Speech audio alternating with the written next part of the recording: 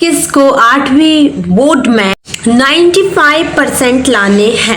ऊपर हाथ करना फटाफट, ठीक है। चलिए, तो अगर आपको भी 95% लाने हैं, अगर आप भी चाहते हैं कि इंग्लिश में आपके बहुत अच्छे नंबर आए और आपका 100 आउट ऑफ 100 आना चाहिए परसेंटेज में, तो प्लीज इस प्रैक्टिस पेपर को ध्यान से देख लेना, क्योंकि ये आपके बोर्ड एग्जाम्स के लिए बहुत ज्यादा इंपॉर्टेंट है। स्टार्ट करें। ओके, मल्टीपल चॉइस क्वेश्चंस देखिए, फर्स्ट से लेकर 5 तक है। यहाँ पर आप देखेंगे एक पैसेज आपको फर्स्ट में आएगा।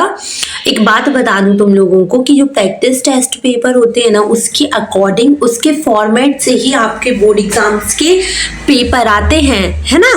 चलिए देखिए, यहाँ पर पैसेज का नाम भाई, India is facing many dangerous problem, the main problem among them they are unemployment, population and illiteracy. यहाँ पर आप कह सकते हैं जनसंख्या, बेरोजगारी एंड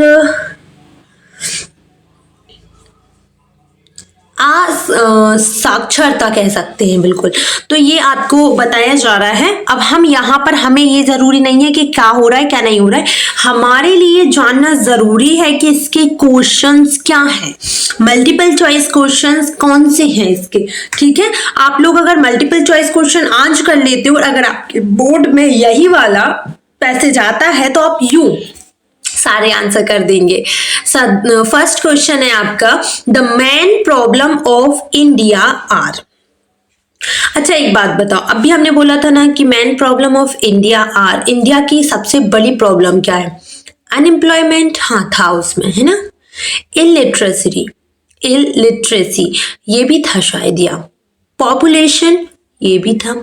ऑल ऑफ दीज ये तो नहीं था, लेकिन बेटा 8वीं के जितने भी बच्चे हैं, आपको मैं बताऊं, ऑल ऑफ दिस मतलब होता है ये सभी। अब वहां पर अनएम्प्लॉयमेंट भी था, इलिटरेसी भी था एंड पॉपुलेशन भी था। तो राइट आंसर क्या होगा? ऑप्शन नंबर डी ही तो होगा ना भाई, ऑल ऑफ दीज, है ना।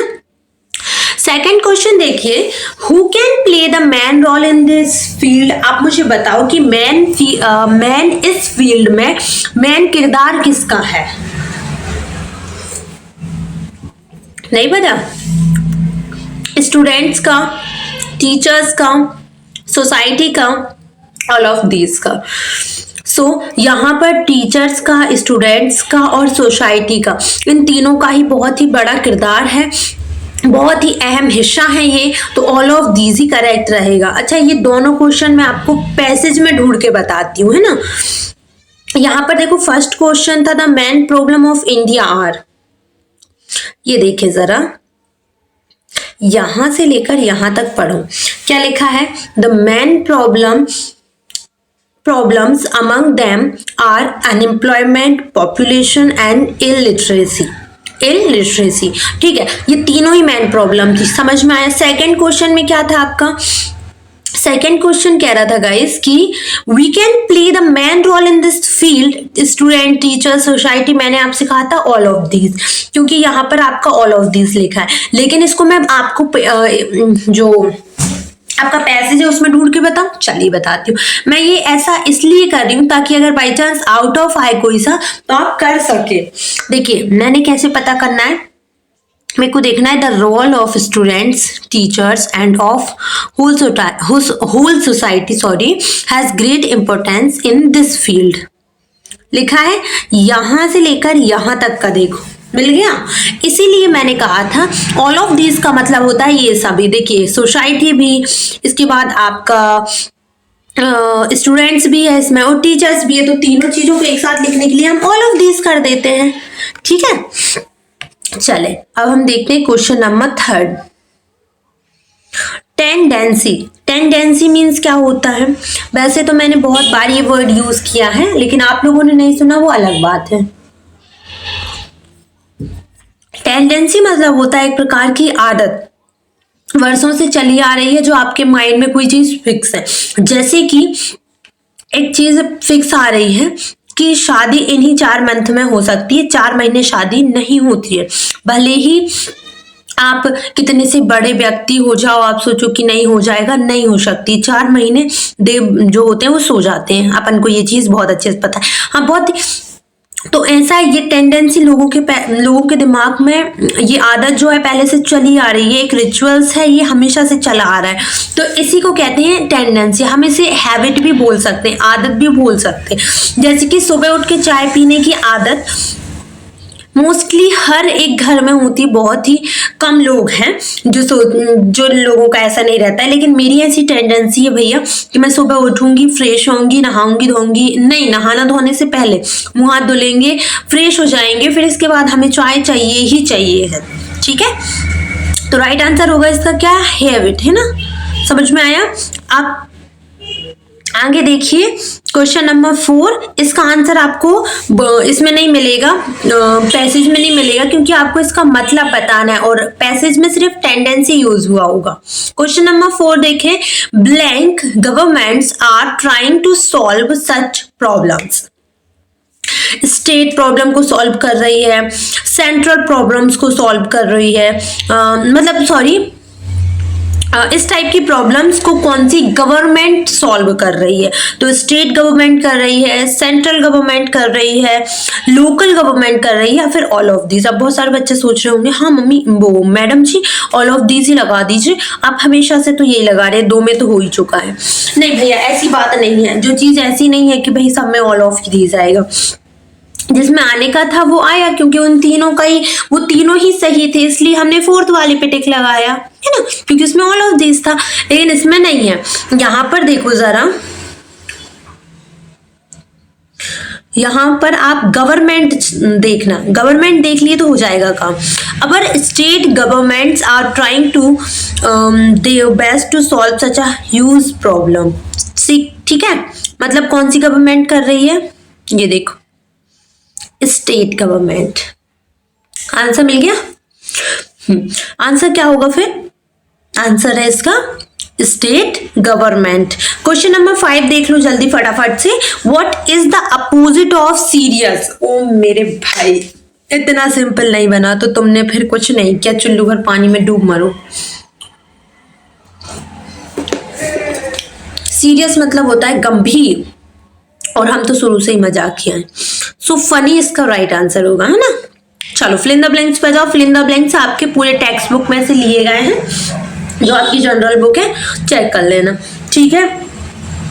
It takes a deep desire to make a brand new star, भैया मुझे तो ये याद हो गया है। Question number 7, the jewellers was blank ungrateful था, रे वो तो है ना। A balloon man never think of his lunch, रे बाबा मैं पता बिना देखे बता रही, मुझे रटा गए हैं election. Blank is a famous tribal singer of Pandavani music, इसका है तीजन वाई, ये नहीं पता था, Teejan Bai is a famous tribal singer of Pandavani music. Question number 10 देखिएगा, Chandrashekhar shoot himself in blank park, उन्होंने अपने आप को गोली मार ली थी कहाँ, अल्फ्रेड पार्क में, जो इलाहाबाद में है।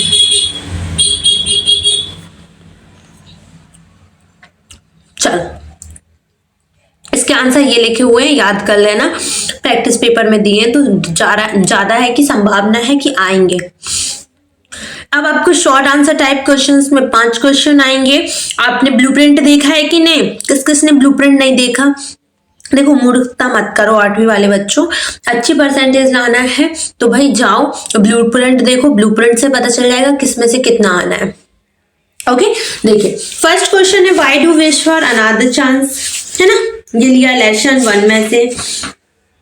सेकंड है आपका, what does the balloon man hold, ऐसा है ब्लूप्रिंट फॉर्मेट कहता है मल्टीपल चॉइस क्वेश्चन 5 आएंगे, फिल इन द ब्लैंक्स 5 आएंगे, शॉर्ट आंसर क्वेश्चंस आएंगे 6, शॉर्ट वेरी शॉर्ट आएंगे मतलब, and short answer type questions आएंगे 6, लॉन्ग आंसर टाइप क्वेश्चंस आएंगे 6, टोटल क्वेश्चन आएंगे 26 एंड मैक्सिमम नंबर्स होंगे आपके 60।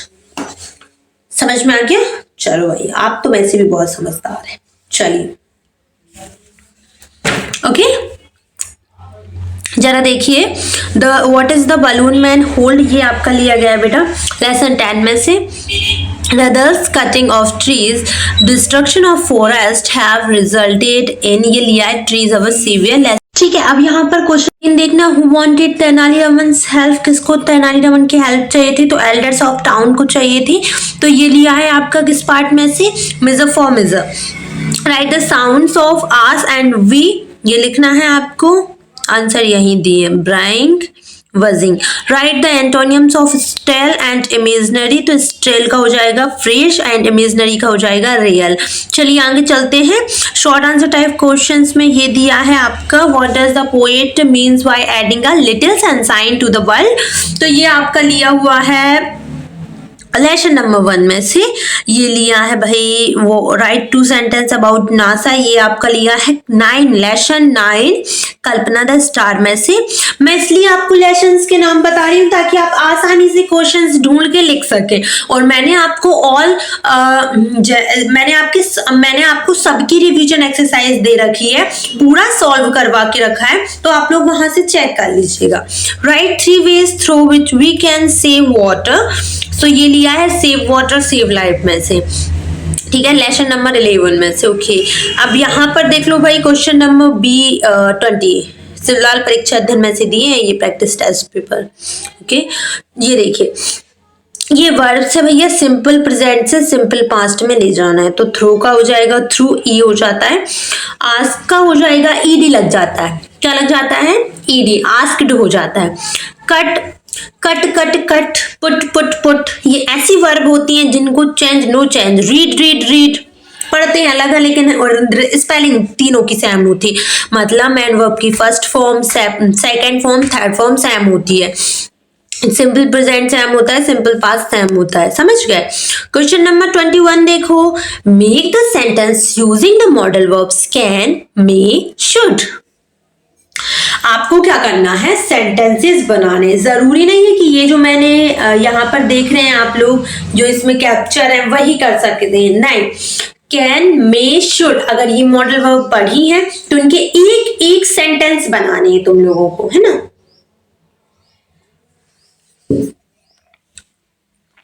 लिखा है ना, I can swim, may I come in, we should respect our elders, लिखा है कि नहीं, ठीक है।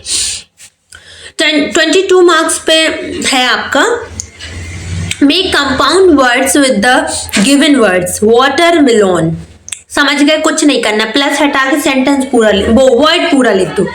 फ्रेंडशिप, फ्रेंड, सेंटेंस जोड़ा बनाना है, कंपाउंड, पोस्टमैन, पोस्टमैन, है ना। 4 क्वेश्चन 5-5 नंबर के आएंगे। Write any 4 line of the poem a secret. Question number 24, what difficulties Pandavs face when they are in exile, ये लिया है इस बार आपका lesson 30 virtuous pace। Write an application to your headmaster requesting him to provide you free textbook। Question number 5 है आपका, describe the character of राजा वर्मा, ये लिया है लेसन 6 मेजर फॉर मेजर में से, ये लिया है लेसन 15 में से, ये लिया है आपका वर्च्यू पेज में से लिया है, और ये आपकी एक एप्लीकेशन दे दी, ठीक है। कल हम लोग देखेंगे practice set paper, test paper set 3, ताकि आप लोगों का ये भी क्लियर हो जाए, और अगर आप लोगों को 8 से रिलेटेड कोई भी क्वेश्चंस हो आप लोग मुझसे पूछ सकते हैं, ठीक है। Thank you so much.